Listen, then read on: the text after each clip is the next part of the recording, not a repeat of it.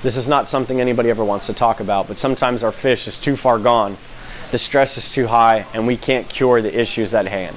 Sometimes we have to end the suffering. This video will talk about my ways and how you can do it and how you should be thinking when you have a sick fish. Let's go. What's going on YouTube? It's Jay Wilson, JWill07 Instagram and Twitter, Jason Wilson on Facebook, northfinusa.com. Check it out. Description below, ton of great things and discounts for reputable places for you to be had for subscribing and watching my channel. And if you're not a subscriber, do me a favor and click the subscribe button and the little ring-a-ding-dingy bell, and you will get notified on some brand new videos and be the first one to check it out and comment. But we're here to talk about sick fish. What do I do? How do I treat? When do I end it?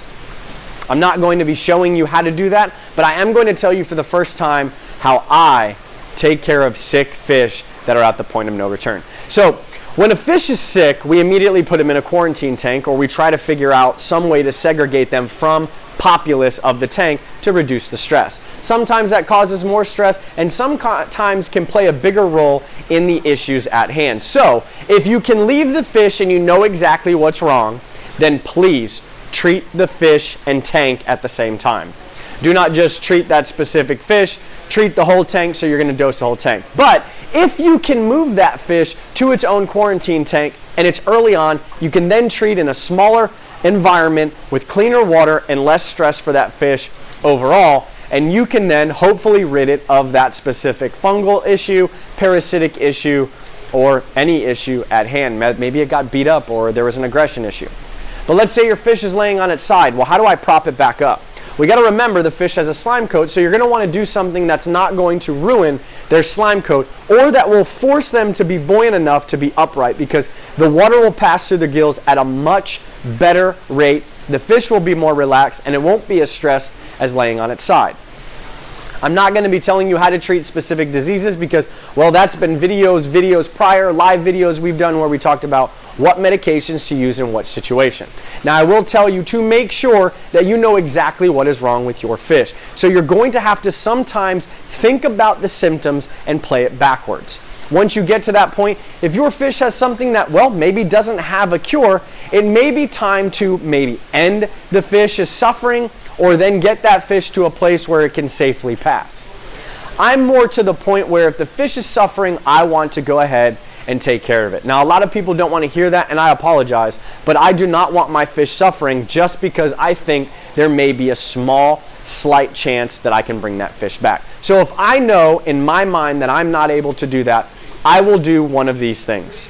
I actually do have a moment of silence for the fish. You can call me silly, you can call me whatever names you want in the comments below, but I will simply have a moment of silence of that fish, simply in my mind telling that fish, I don't mean any aggression towards this. This is not out of malice. This is simply to help you end the struggling that's going on. I then net the fish, and in one swift whack, I take care of the fish. It is swift, it's blunt trauma, it's over. I have not once had a fish still survive after what I did, because I am deliberate in the act. I am not there to have fun with it. I am there to make sure that the fish is no longer suffering. And sometimes we have to do that, and that is the one that I condone, because that is the one that I simply use myself. So folks, if you've got a sick fish and you're pumping a ton of money into it, and maybe it's not something that you can bring back and you know that, but you're hoping maybe somebody else does, and nobody's giving you that information, sometimes you have to make the tough call and end the suffering.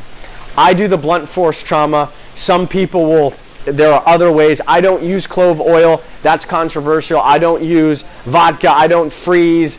I don't use any of those things. Blunt force trauma for me, it's not something I want to talk about anymore. If you got a sick fish and it's at the point of no return, look at the fish's life, look at the fish's stress, look at the suffering the fish is having, and don't try to keep the fish alive just because you think there is a minute chance that you can save it. And who knows, you may save the fish for a couple more weeks, its immune system's been depleted pretty hard, and bang, it's sick again, and then it dies. And that fish just suffered that much longer. Folks, treat the fish properly, reduce the stress load, take care of the fish if it's suffering, and do yourself a favor, do a lot of research on this, because time and time again you will find that you had something that somebody else had. It will just present itself in a slightly different manner. I hope you learned enough to understand that it's not a malice act or an aggressive act to take care of that fish, but sometimes it's in the best interest of the animal itself in order to end the suffering. Thank you so much for watching, liking, subscribing, tweeting, retweeting, double tapping, unliking, unsubscribing, and disliking this video. All of that stuff goes into what we are as a channel, and what we are is, I mean you as well. Because if you're enjoying the content and I'm having fun, then it just makes it that much better. Thank you so much. You know what's next. Holla!